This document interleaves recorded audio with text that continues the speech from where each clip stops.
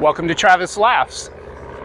It's been a while since I've given you a warning at the beginning of this show, but this is going to be a hot button show, so I just want to let you know we're going to talk about blame attribution errors during workplace sexual harassment. We're going to talk about the funny side of social injustices, and we're going to revisit the inarguable moral high ground of the manifest destiny doctrine. And of course, we're not talking about any of that stuff because while I am a clown with a really broken filter, I don't have what you would say, what you would call suicidal tendencies. Another thing we're not going to joke about is suicidal tendencies. So let's get into it. Why is it that when women are menstruating, there comes a point where, we're not going to joke about that either, is below my joke-telling standards. And I'm just as shocked as you are to discover that I have any joke-telling standards. Our legal department advises us that we ought to make this manufacturer's disclaimer. The actual events that inspire this next story resemble the way I'm going to describe those events in such a way as to promote one to use the term break with reality. This is the most honest way I can think of to lie to you.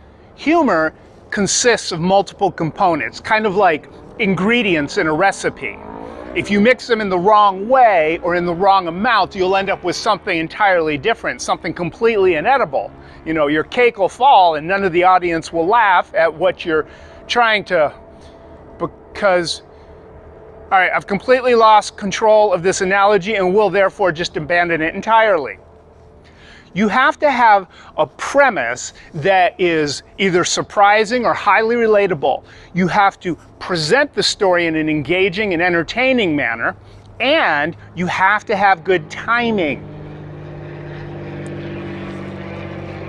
Good timing?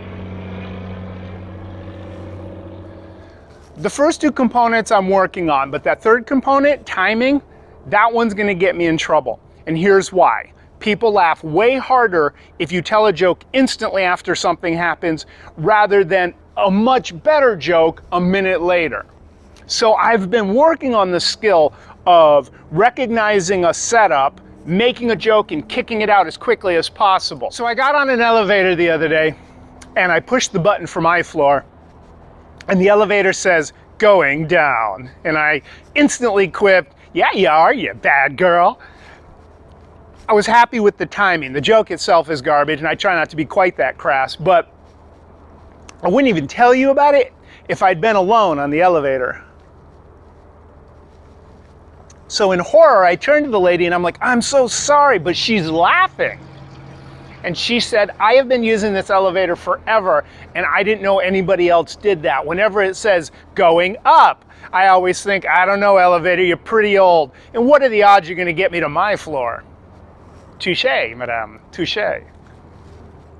Can we agree that if you're on the internet and you want to call somebody stupid, you should spell some of the words right?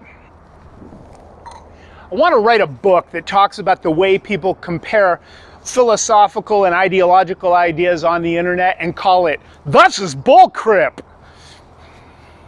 I have an idea about all those awful comments on the internet, and it's kind of depressing and kind of reassuring. And here's my idea. I think it's not that many stupid people out there. It's the internet generating stupid comments in the hopes that we'll get overwhelmed by it and just shut the internet off. Yes, I think the internet's depressed. I think it's trying to commit suicide by burying us under mountains of stupidity.